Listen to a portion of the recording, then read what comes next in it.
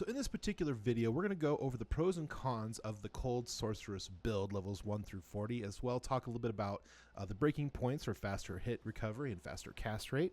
We'll talk a little bit about the mercenary gear and abilities, our characters' base items with alternatives, as well as charms, talent trees, and abilities overview. Now, at the end of this, I plan on doing a little bit of gameplay, so definitely stay tuned for that, as well as talk about a little bit of different places that you can go magic finding, taking out bosses in different areas that can help you build your character even stronger. So let's go over the pros. So the thing about the Cold Sorceress builds is that you have a lot of crowd control, which it basically allows you to stun your enemies, freeze them in place, and slow them, so it makes it really, really easy to take them out with your massive AoE and single target damage. As well, you have this wonderful ability called Frozen Orb, and basically what it does is it throws a big ball of ice towards your enemies as well as a bunch of spikes that come out of it. So it's really easy to hit a lot of monsters in a limited amount of time. And as you build your character, the options that you have with the different items and the different like armors and helms and jewelry is that it's actually pretty cheap to build a decent sorceress nowadays. Now the cons of this build is that it's constantly mana hungry, so you're going to have to use a lot of potions until you get some of these items to help you with your mana issues. So when it comes to abilities like Ice Bolt, Ice Blast, Glacial Spike, as well as Frozen Orb, you really do have to aim really, really well. So it takes a little time to get used to, especially hitting your blizzard in the right places, because when the ice things do come from the sky, it is kind of random when it hits, and so you're just going to have to be patient when those things start to occur. And lastly, you are going to be squishy, so you definitely want to stay away from melee characters, stay away from dolls and souls, especially until you get to these items where your resistances are very high and you don't have to worry about it as much. So big shout out to MaxRollGG. You got absolutely amazing website. I love looking at this website, so we're going to use it for this particular video. Now, when it comes to sorceresses, you do have different frame rates when it comes to faster cast rate. And basically, the higher faster cast rate you have, the faster you can cast your abilities that are affected by faster cast rate, as well as teleport faster as well. And so hitting some of these breakpoints is really important. The big ones that you're going to want to look for when it comes to regular frames, not the lightning or chain lightning skills, is you're going to look for the 63 faster cast rate point when you get to your between your 30 and 40 level sorceress, and then of course eventually you're going to want to move on to the mid game and shoot for that 105. But 63 starting out works just fine. You are going to want a little bit of faster hit recovery, that way when a monster does eventually hit you, if they don't get frozen from your frozen shield, obviously you're going to want to have a little bit, that way you can get away fast enough before you die. Now let's talk a little bit about your mercenary. Now some people will say Act 2 mercenary is probably going to be your best bet. However, in the early game you want your mercenary to stay alive. Now one of the wonderful things about this game is that some are better at pathing AIs than others, and the Act 1 mercenary actually has some of the best pathing AIs in the game. So I went ahead and went with the Ice Arrow mercenary. Now for this build, you basically want to be able to keep your mana up, so that way you can cast spells for a lot longer. You're not worried so much about mana, and the insight can now be put in a bow, which is a really great quality of life that was added into D2 Resurrected. So putting it into a low required bow will allow her to not only hit a little bit faster, but hit monsters more often with the cold arrow, as well as boost your mana with the meditation aura when it's equipped. Now on your mercenary, you're going to want to have a really good armor, and with that, making a smoke is really, really simple and easy. You can get a lot of these rune words from some of the bosses from normal, even in Nightmare. Now, up to level 40, it was kind of difficult for me to find a good helm, because I feel like the rune words for the mercenary for the helm slot is actually really, really good. Once you get past that level 40, I think most of the ones that are really good, that are low level, actually start at level 41, I think, with the IO rune. So unfortunately, we'll have to put that in the next video.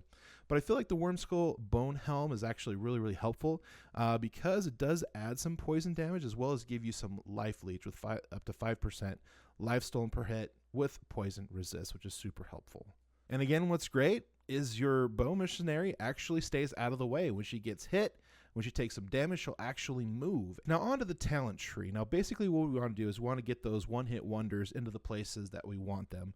Under your fire tab, you want to make sure to have one into warmth.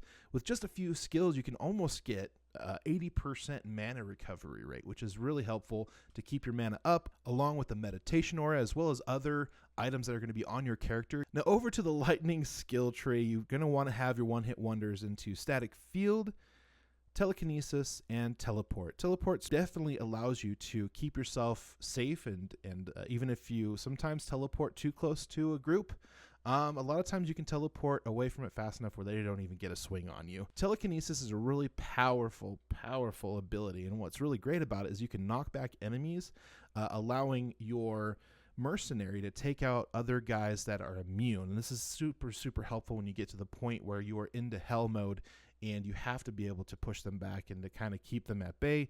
The other really great thing about telekinesis is actually you can use it to go through portals. You can use it to hit waypoints so you can get to things faster. You can even use it on your stash to dump your items and your gold in a lot faster and a little bit farther away, which is really fun. Now, static field allows you to weaken enemies, so basically it takes chunks of percentage of their health, which is really great, especially with bosses that are high in HP. Definitely helps through the leveling process. Is definitely something you definitely want in your toolbox. You definitely want that on your hotkeys so you can actually use it. Now over to the cold spells of the skill tree, you want to make sure you have 1 point into frozen armor. You obviously want to get your 1 point wonders into Ice Bolt, Frozen Nova. You want to put just enough in these just to kind of give you an extra boost so you can get down to Ice Blast. This is going to be a real heavy hitter in the future. However, you want to get down to Blizzard and Frozen Orb and put the majority of your points in there. So if you can save them, save them. If not, putting them into Ice Blast early on is super helpful. Definitely skip Glacial Spike because it's not going to do the damage that you want it to do. Another 1 point into Cold Mastery. Max out Frozen Orb when you get to level 40. As many as you can into Blizzard, and then the rest into Ice Blast and Ice Bolt if you have any left over. And these two are going to be your main abilities that you're going to utilize. And now to inventory. So I put a Spirit in a 4-socket broadsword. Now you can get 2 skills with faster cast rate, which are super duper helpful, as well as mana to help you as a caster. With your helm, you want to get lore because of that 1 to skills, as well as energy and lightning resist. We have the Ancient's Pledge kite shield, 3 sockets, which gives you all of the resistances up to, I think, 48%, as well as 10% damage taken goes to mana. Now, that can be hindering you if you don't have a lot of regenerate mana, as well as the wonderful insight on your mercenary. So it kind of cancels each other out once you have all these wonderful mana things on your character. I have a 2-socket light plate, which is stealth, which gives you faster run walk, faster cast rate, as well as hit recovery, regenerate mana, and poison resist. With the gloves, a Mage Fist light gauntlets is very helpful. Gives you +1 to fire skills, which boosts up your mana regeneration from warmth, faster cast rate, as well as mana regen. Dual Mandal rings, also very helpful. Regenerate mana, increase life. I felt that Gloom's Trap's mesh belt was really good because of the point that it gives you life and it gives you increased maximum mana and regeneration as well. So we're stacking a lot of that to help you to keep your mana up. And last but not least, on your main equipment is your Infernal Stride Demon Hide boots, and this will give you faster run walk. It'll give you maximum fire resist as well as fire resist, and extra gold from monsters for those high repair costs. Now, alternatively, unfortunately, I wasn't able to make it through the hero editor for whatever reason. The suicide branch was not in there. Very unfortunate. It made me very sad that I was not able to find it, but I will show you it from this guy here.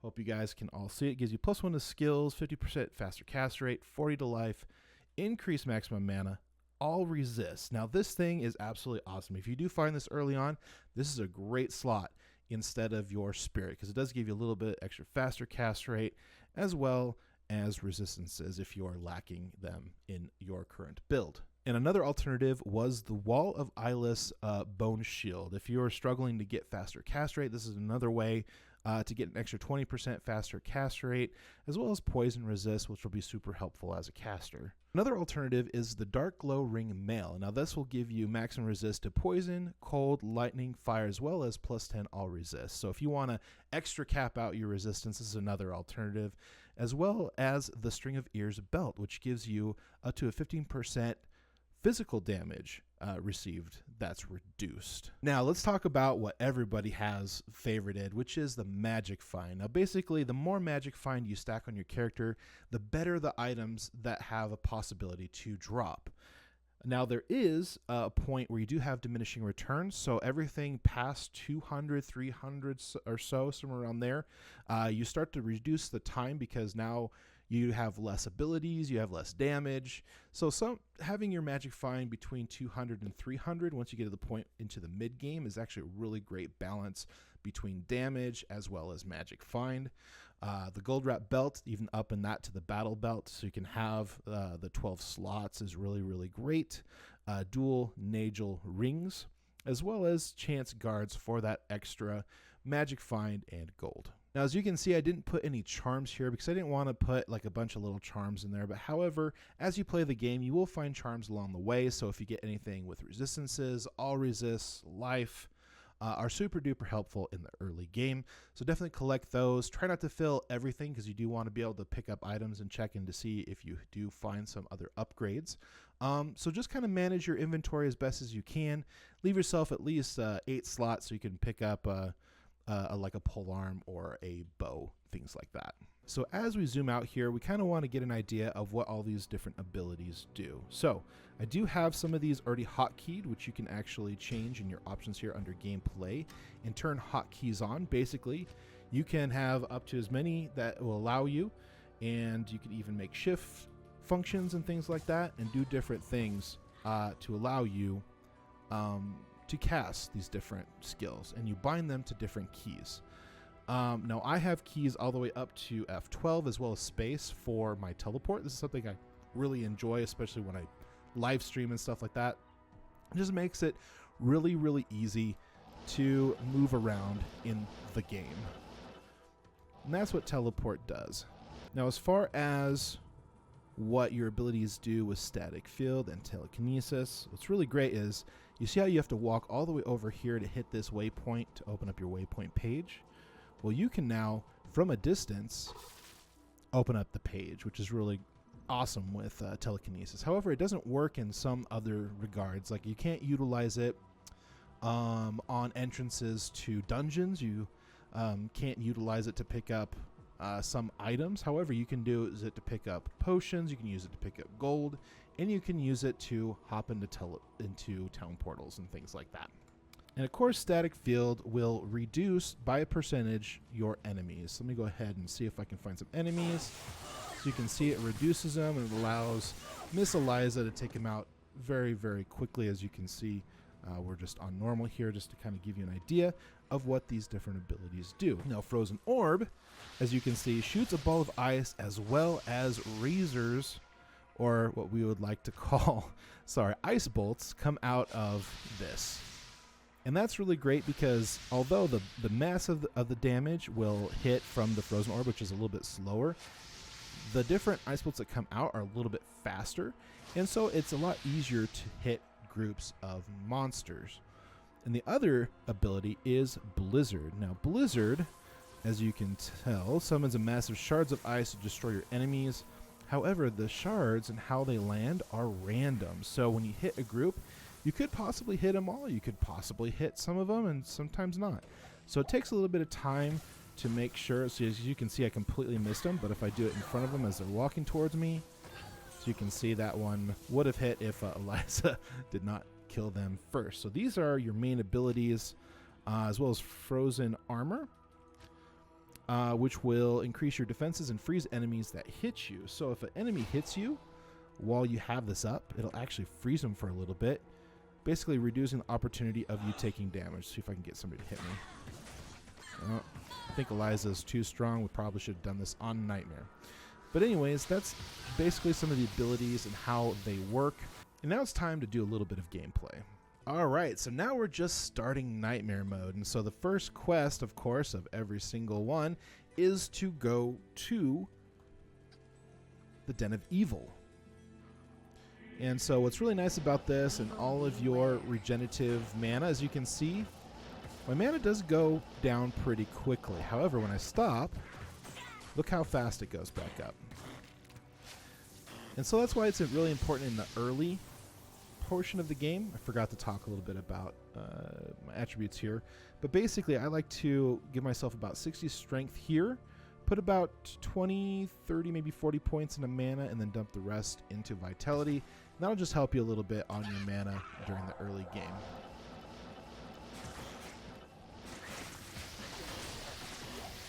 So as you can see, we are just melting things.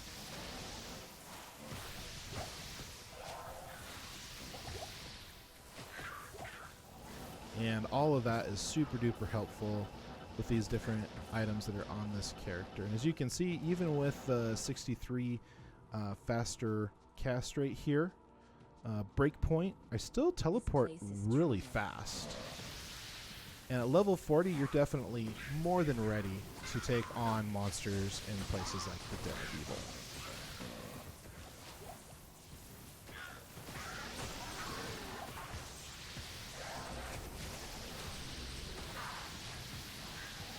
Yeah, look at that. We got them all. Bone stamp.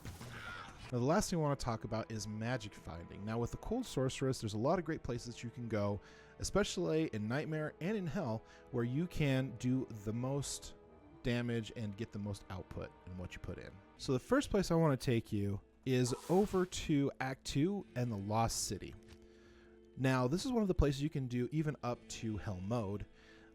And find a lot of really great items without putting in a lot of effort, as well as you can play it on 3 and 5 players if you're playing solo self-found, and still being able to take out a lot of characters, bosses, as well as elite packs with pretty much ease.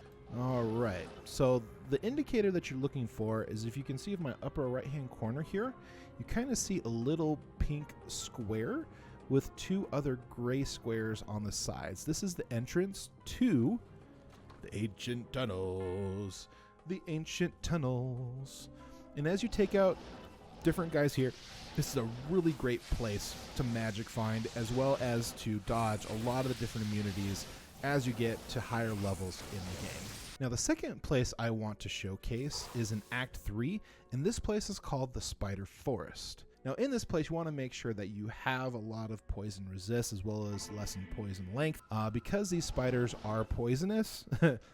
Go figure, right? But definitely hit these cocoons and take out the bats, take out the maggots, as well as these spiders in here. And this is a great place to find different things. I've found a lot of tell pieces, as well as hitting the super chest here. Sometimes you can find stuff there, as well as in the cocoons. It's just a lot of fun. All right, the next place is the Durance of Hate. Now here we're going to go take on Mephisto. And what's really interesting about the Sorceress is that her abilities have a very long range. And what's really interesting about the pathing of Mephisto is that you can actually corner him in a place where he can't hit you, and you can hit him. So basically what you're going to do is you're going to aggro Mephisto, you're going to come down here over the moat, and you're going to lock him here in between this place here and here. As you can see, his pathing does not allow him to come towards us. He's not going to shoot his frozen orb or his lightning or anything like that. And so from here, you can hit him with your blizzard. You know, you can do this. This is called the moat trick, and you can do this over and over and over again. This is not an exploit. This is a part of the game. So this is something you can do over and over again to find great items. Now, the last place I want to take you to is you're going to go to Harrogath. Now, over here is another great place to hit another unique boss, and his name is Pindleskin. So as you come down here, you're going to finish Anya's quest, and your red portal is going to still be here because it's D2R. You're going to teleport 2 or 3 times into Nilafak's temple, and you're going to take out Pindleskin and his buddies, and sometimes you can find some really great loot here.